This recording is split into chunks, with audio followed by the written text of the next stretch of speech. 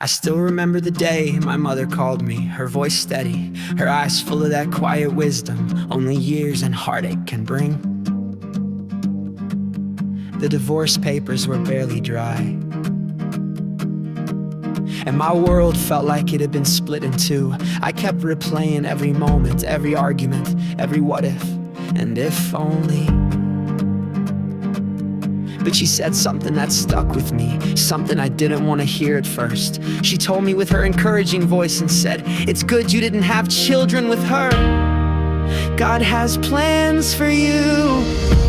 At the time her words felt cold. I thought she was just trying to make me feel better, to patch over the emptiness with platitudes. I could hear her opening her Bible and she read Jeremiah chapter 29 verse 11. "For I know the plans I have for you, declares the Lord, plans to prosper you and not to harm you, plans to give you hope and a future."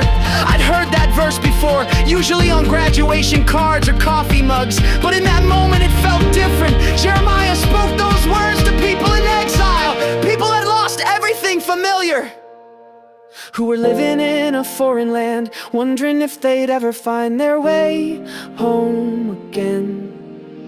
This verse hit close to home. I was exiled from the life I thought I'd built, the future I'd pictured, having kids, a family, and a home, all gone. I felt like I'd failed, like God's plans for me had been derailed. But as I sat with those words, I realized something. God's promise wasn't for an easy life or a life free from pain. The Israelites had to wait 70 years to see that promise fulfilled. Most of them never saw it in their lifetime. But God was telling them, and me, that even in the middle of brokenness, He hadn't forgotten them, that His plans were still good, even if they didn't look the way I'd hoped. My mother's words started to make sense. Maybe it was good I didn't have children with my ex. And not because children aren't a blessing, but because God was sparing me and maybe them from more pain. Maybe God was clearing the ground for something new. Maybe, just maybe, this wasn't the end, but a painful and necessary turning of the page. Jeremiah chapter 29 verse 11. Isn't a guarantee that life will be smooth, or that I'll get everything I want, but it is a promise that God is at work, even the mess that He can bring. Hope out of loss, a future out of ruins.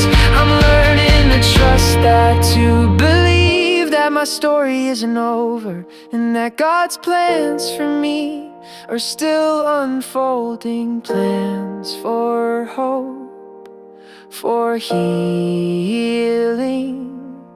for a future I can't yet see. So I hold on to that. I take comfort in knowing that, like those exiles, I'm not forgotten.